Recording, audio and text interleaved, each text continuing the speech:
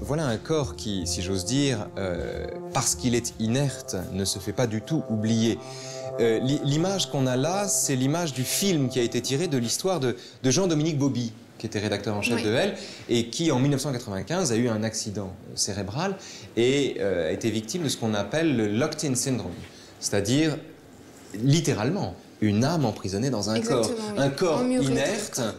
Le corps, le seul élément mobile du corps, c'est l'œil, l'œil gauche, qu'il peut cligner et donc qui lui permet de communiquer, mais c'est le seul. Pour le reste, il se vit lui-même comme un esprit enfermé, littéralement enfermé dans son corps.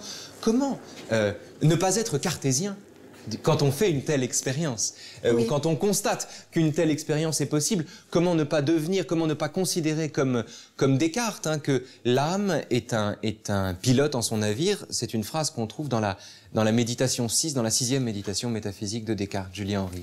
Oui, cette image semble aller dans le sens d'une indépendance de l'esprit. C'est-à-dire que le corps est inerte, le corps ne répond plus, et pourtant la personne est consciente, la personne continue de penser. Mais il me semble que cela va encore plus dans le sens de la tendance de l'esprit à s'exprimer. Parce que ce qui est intéressant sur cette image, c'est de voir que... D'abord, c'est le reflet. C'est le reflet, oui, c'est le visage que l'on voit dans le miroir, tout à fait. Mais ce qui est intéressant, c'est cet œil gauche qui cligne.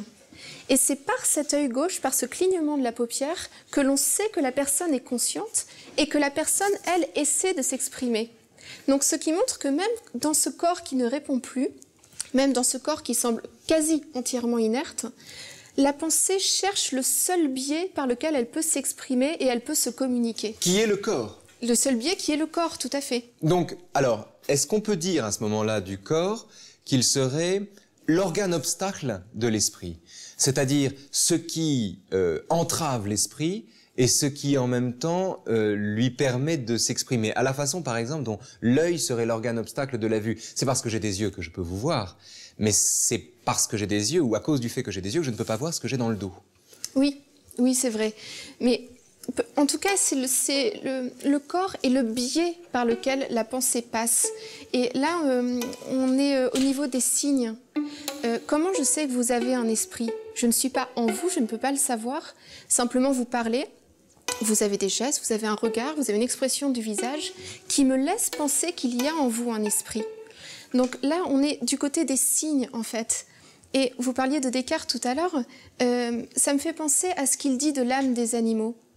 Il dit, dans leur comportement, rien ne m'oblige à postuler qu'ils ont une âme, puisque tous leurs mouvements peuvent s'expliquer de façon mécanique. Et pourtant, il finit par affirmer dans une lettre qu'il ne peut pas être absolument certain qu'ils n'ont pas d'âme, parce qu'il n'est pas à l'intérieur d'eux. Ce qui ne l'empêche pas d'ailleurs d'accepter qu'on les torture. Il est vrai.